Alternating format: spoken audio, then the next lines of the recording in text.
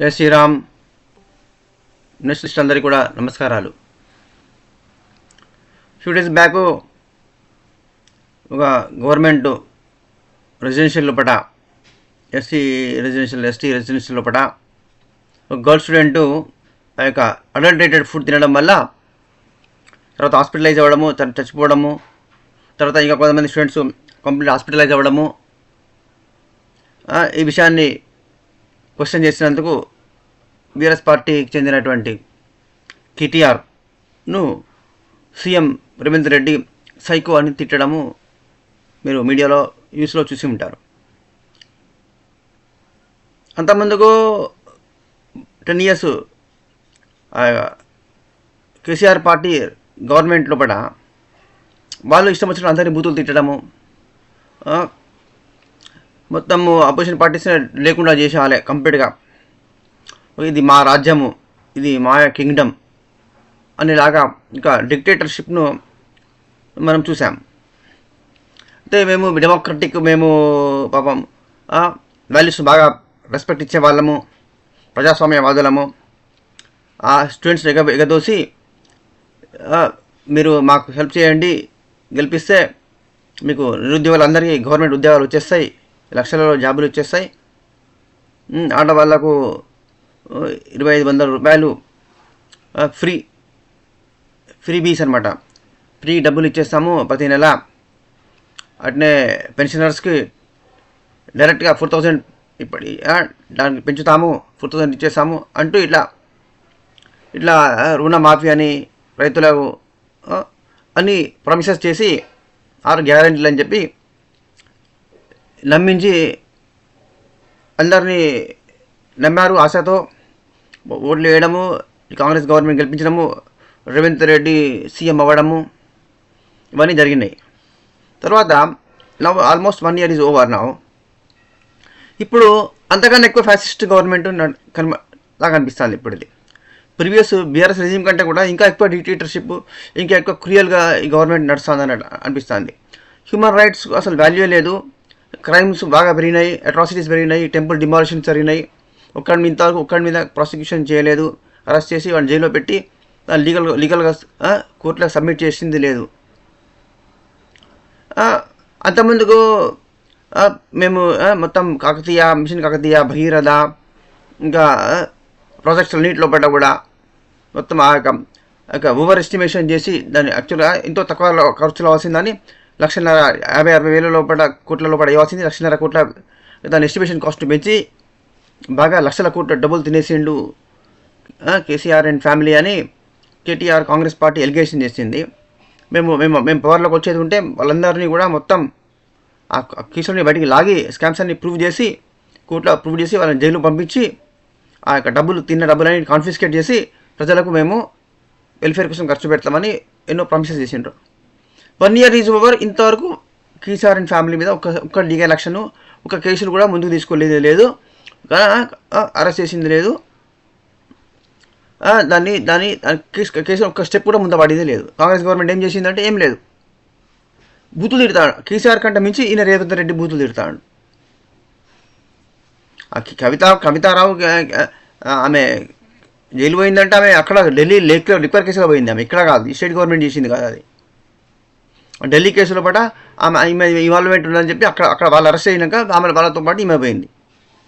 అంతే తప్పగా ఇలా కాంగ్రెస్ పార్టీది ఏమీ లేదు కాంట్రిబ్యూషన్. ఇప్పుడు ఏంటంటే వీళ్ళు ఎంత అసభ్య పదజాలం అంటే ఎంత అశ్లీలంగా బూతులు తిట్టుకోవడము, అసెంబ్లీకి రెస్పెక్ట్ లేదు, ప్రజలు వారు ప్రశ్నించాం, మీడియాని కంప్లీట్ కంట్రోల్ పెట్టుకొని తొక్కడము, జర్నలిస్టులను చెప్తే ప్రశ్నిస్తే వాళ్ళని కొట్టడము, కేసులు పెట్టి వాళ్ళని లోపలికి పంపించుడు, మొత్తం మాఫియా రాజా నడుస్తుంది. పెద్దోళ్ళ ఇల్లు కొలగొట్టి వాళ్ళని వేరే ఊరవతలు ఎక్కడ బొండి మరి ఓవైసీ కానీ మరి కాలేజీలు స్కూల్లో చెరువులు ఆక్రమించి కట్టినాయి. అవన్నీ మరి డిమాలిష్ చేసి కాన్ఫిస్కేట్ చేస్తలేడు ల్యాండ్ మొత్తాన్ని, గవర్నమెంట్ స్వాధీనపరచుకోవాలి కదా, మరి అదేం చెప్తలేడు. మరి సైకో అంటే అర్థం ఏంటిది? వీళ్ళు వాళ్ళని సైకిల్ అంటారు, వీళ్ళు సైకిల్ అంటారు. ఇప్పుడు మనకు అన్నీ తెలిసినట్టు అనిపిస్తుంది, మరి ఏదైనా విని ఉన్నాం కాబట్టి మనకు అన్నీ తెలిసినట్టు అనిపిస్తుంది. సైకో అంటే యాక్చువల్గా పూర్తి పిచ్చివాడనా, సగం పిచ్చివాడనా, లేదా క్వార్టర్ పిచ్చివాడా, 30%, 40% పిచ్చివాడిని అంటారా, లేదా 100% పిచ్చివాడిని అంటారా సైకో అని? ఎవరిని అంటారు? లేదా షాడిస్ట్ అంటారా సైకో అని? సమాజంలో షాడిస్టులు ఎంతోమంది ఉన్నారు. రాజకీయ నాయకులు, సినిమా రంగంలో కూడా, అన్ని రంగాల్లో కూడా. అంతేందుకు రోజు తాగొచ్చి భార్యను చిత్తగొట్టేవాడు షాడిస్ట్ కదా, వాడు సైకో కదా, వాడు షాడిస్ట్ కదా.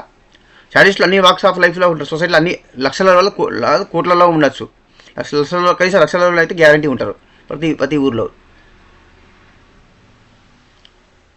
తెలుసా? షాడిస్టులు అందరినీ షాడిస్టులు అనుకుందాం. ఇట్లా ఇప్పుడు వీళ్ళని వాళ్ళని తిట్టాడు, వాళ్ళ మీద తిట్టాడు అనమాట. దీనికి కాంక్రీటు ఒకరి నుంచి ఒకరు బూతులు తిట్టుకోవడమే తప్ప ప్రజలకు ఉపయోగపడేలాగా వీళ్ళు ఏం చేస్తున్నారు? ఇప్పుడు రూలింగ్ గవర్నమెంటు తమ యొక్క డ్యూటీస్ డిశ్చార్జ్ చేయడంలో విఫలమైంది. వాళ్ళు ఇచ్చే ప్రామిసెస్ చేసిండ్రు, వాటిని నెరవేర్చడంలో విఫలమయ్యారు. ఫ్రీ కరెంట్ ఎంతమందికి ఇచ్చిండ్రు? ఆడవాళ్ళందరికీ 2500 ఇస్తున్నారా? ఇప్పుడు అమ్మాయిలందరికీ, కాలేజ్ గర్ల్స్ అందరికీ ఇస్తున్నారా? 4000 పెన్షన్ ఇచ్చిండ్రా? 4000 పెన్షన్ చేసిండ్రా? ఇప్పుడు మరి ఎంతోమంది నేను అడిగి తెలుసుకున్నా, పెన్షన్ వస్తుందా? 4000 పెన్షన్ ఇచ్చినట్టు ఇవ్వలేదట. అమ్మాయిలకు 2500 ఇవ్వడం లేదట. ఫ్రీ కరెంట్ రాలేదట. మరి మీరు ఏం జస్ట్ బస్సు ఫ్రీగా ఆడవాళ్ళు ఫ్రీ కాబట్టి ఉన్నా లేకున్నా కూడా సరదాకు అటు ఇటు ఫంక్షన్లకు వీటి తిరగడానికి, చుట్టాల దగ్గర పోవడానికి, ఫ్రెండ్స్ దగ్గర పోవడానికి, షాపింగ్ పోవడానికి వాడుకుంటున్నారు అంతే. అదొక్కటి మీరు చేసినటువంటి మేలు. దాని ద్వారా కొంతమంది లేబరర్స్, కూరగాయలు అమ్ముకునే వాళ్ళు వీళ్ళకు ఉపయోగపడవచ్చు. కొంతమంది పూర్వీకులకు అది యూజ్ అయింది, పూర్వమనికి.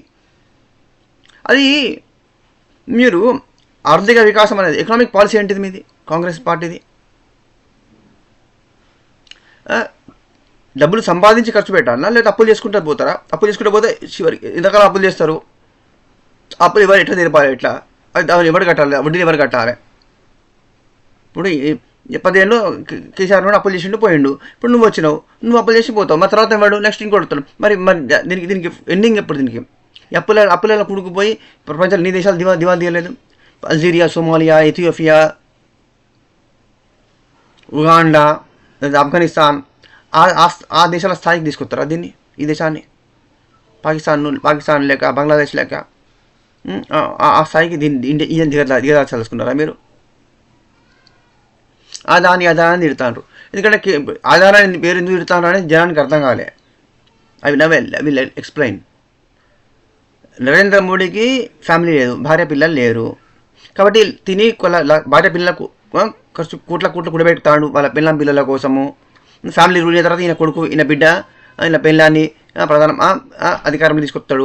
గవర్నమెంట్ ముఖ్యమంత్రిని పిఎంలని చెప్తాడు అని నరేంద్ర మోడీ తిట్టడానికి కాంగ్రెస్ పార్టీ వాళ్ళకి అవకాశం లేదు. వీళ్ళన్నీ ఫ్యామిలీ పార్టీలు కదా. ఇప్పుడు కేసీఆర్తో అయినా, ఇప్పుడు తమిళనాడు ఉందైనా, అటు కాంగ్రెస్ ఉందైనా, జమ్మూ కాశ్మీర్ ఉందైనా, ఎవరైనా అందరూ ఫ్యామిలీ పార్టీలు కదా. వాని తర్వాత మన పిల్ల, మన కొడుకు, మన బిడ్డ, మన అల్లుడు, ఇట్లా వీళ్ళందరూ ఇట్లా కదా. వీళ్ళ లెక్క నరేంద్ర మోడీ దుమ్మెత్తి ఇవ్వడానికి అవకాశం లేదు. అందుకని ఏం చేసిండ్రు? అదాని, అంబానీ అని వాళ్ళతో అటాచ్ చేసిండ్రు అన్నమాట. వాళ్ళకి సంపాదించి పెడతారట. అదాని వాళ్ళు అంబానీ ఫ్యామిలీ బ్రిటిష్ వాళ్ళ కాలంలో వాళ్ళు పరిశ్రమలు పెట్టి భారతదేశాన్ని ఇండస్ట్రీలో డెవలప్ చేయాలనే కంకరంతో ధీరుభాయ్ అంబానీ పెట్టిండు. అట్లా అంబానీ పరిశ్రమలు పెరిగింది. అదాని, గౌతమ్ అదాని, మరి వాళ్ళ యొక్క పరిశ్రమలు భారతదేశం అన్ని చోట్ల ఉన్నాయి. ఒక బీజేపీ స్టేట్స్లోనే ఉన్నాయా? ఇప్పుడే స్టార్ట్ అయినా వాళ్ళు బిజినెస్ పెట్టి స్టార్ట్ చేసింది ఎప్పుడు? ఇప్పుడు వేరే స్టేట్, ఇప్పుడు వేరే అపోజిషన్ పార్టీస్ ఉన్న, గవర్నమెంట్స్ ఉన్న స్టేట్లలో లేవా వాళ్ళవి? మొన్న 100 కోట్లు తీసుకున్నాడు, ఇప్పుడు నేను వాపస్ ఇస్తాను, 100 కోట్లు క్యాష్ చేసుకోలేదు, వాపస్ ఇస్తా అంటాడు కేసు అని అంటాడు రేవంత్ రెడ్డి. మరి ముందుగా తెలియదా నీకు? ఇవాళ అదాన్ని దేశద్రోహియా? ఏదో అమెరికన్ పత్రికతో రాసి ఏదో జగన్తో లేకపోతే కుంభకాయిండు, లేకపోతే లంచాలు ఇచ్చిండు, పరిశ్రమలు పెట్టిండు అని హిడెన్బర్గ్ రిపోర్టర్, అంతకుముందు హిడెన్బర్గ్ రిపోర్టర్, అదొక ఫ్లాప్ అయింది, అదొక ఫ్లాప్ షో అది. ఇప్పుడు అదాని పైకి పోతాడు కాబట్టి తొక్కాలని అమెరికా కుట్ర పడితే దానికి వీళ్ళు వంత పడతాను. అమెరికన్ గవర్నమెంటు పారిశ్రామికవేత్త, వాళ్ళ దేశంలోని బిజినెస్ మెన్ను, ఇండస్ట్రియలిస్టులను, పారిశ్రామికవేత్తలను తొక్కుతుందా? వాళ్ళు ఎంకరేజ్ చేస్తేనే వాళ్ళు ఇంకా పెట్టుబడులు పెట్టి వాళ్ళు ఇంకా లక్షల కోట్ల ఇన్వెస్ట్మెంట్స్ చేసి బిజినెస్లు పెంచి ఇంకా జాబ్ క్రియేషన్ చేస్తారు, ఇన్కమ్ వస్తుంది. దాంతో గవర్నమెంట్ ట్యాక్స్ కడతారు, గవర్నమెంట్ ట్యాక్స్ ఇన్కమ్ వస్తుంది, గవర్నమెంట్ ట్యాక్స్ ఇన్కమ్ వస్తుంది. ఇది కదా పద్ధతి.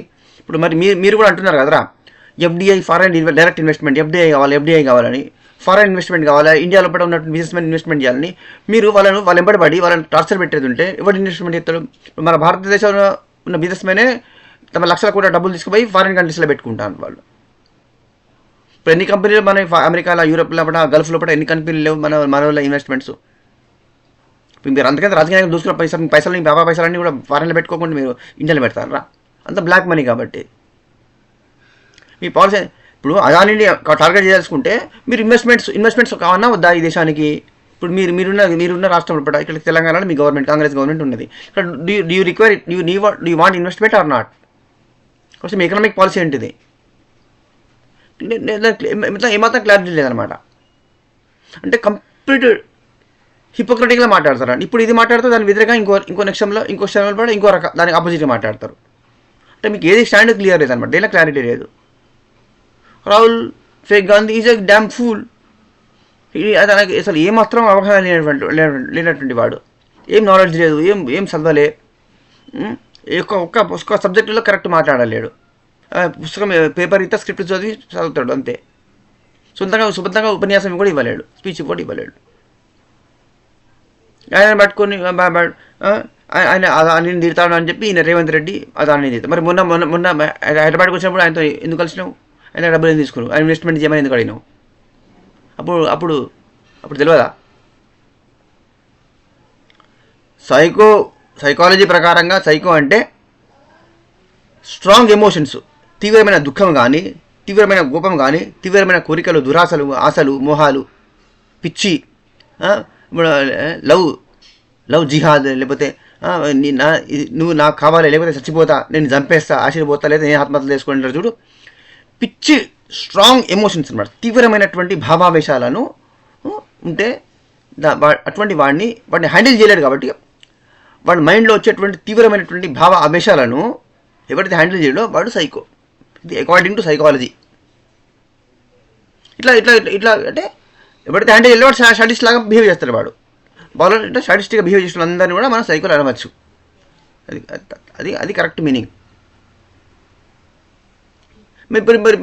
మీరు వాళ్ళని బుద్ధులు అవుతా, వాళ్ళు మీరు బుద్ధులు అవుతారు. ఇలా డిఫరెంట్ ఎవరు?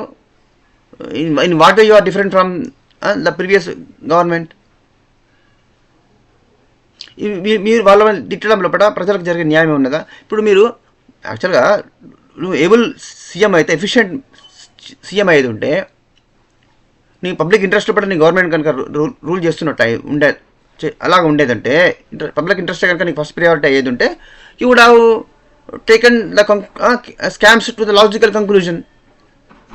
ఆ స్కామ్స్ లాజికల్ కంక్లూజన్స్కి వచ్చి వాళ్ళని కల్పిట్స్ను జైలుకి పంపించి మొత్తం తిన్న డబ్బులు మొత్తం కాన్ఫిస్కేట్ చేయాలి, ప్రాపర్టీస్ మొత్తం కాన్ఫిస్కేట్ చేసి మొత్తం పబ్లిక్ వెల్ఫేర్కి స్పెండ్ చేయాలి. మరి అది చేస్తలేవు కదా. జస్ట్ బూతులు తిట్టుకుంటే ఎంటర్టైన్మెంట్ అది ఏమైనా? You are simply playing to the galleries. ఎంటర్టైన్మెంట్కి అనమాట. స్టేజ్ మీద కానీ, టెలివిజన్లో కానీ, న్యూస్ కాన్ఫరెన్స్లో కానీ ఇది జనం టైం పాస్ అవుతున్నది ఎంటర్టైన్మెంట్. కేసీఆర్ బూతులు తిడితే ఎట్లా ఎంజాయ్ చేశారు, నువ్వు బూతులు తిడితే ఎంజాయ్ చేస్తాను అంతమాట. Entertainment. In what you are different from standup కమెడియన్స్కు మీకు డిఫరెన్స్ ఏముంది చెప్పండి?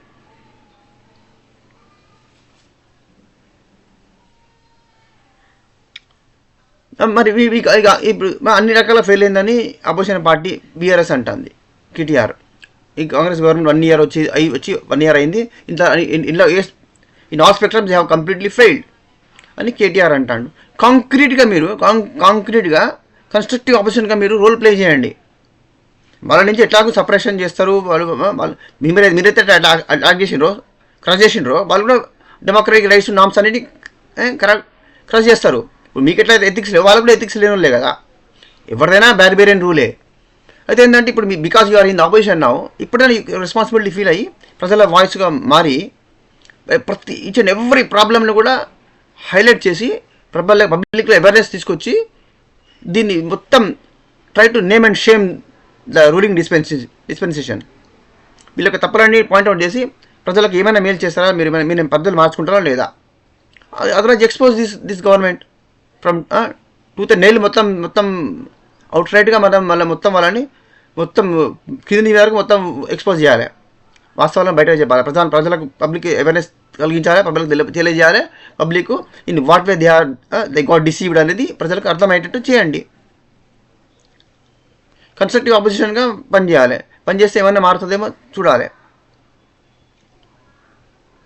కేవలం వీళ్ళు వాళ్ళని తిట్టడం, వాళ్ళు వీళ్ళని తిట్టడం ద్వారా ప్రజలకు ఎటువంటి ఉపయోగం లేదు. జస్ట్ ఒక ఎంటర్టైన్మెంటు వాల్యూ వచ్చింది మీ దానికి.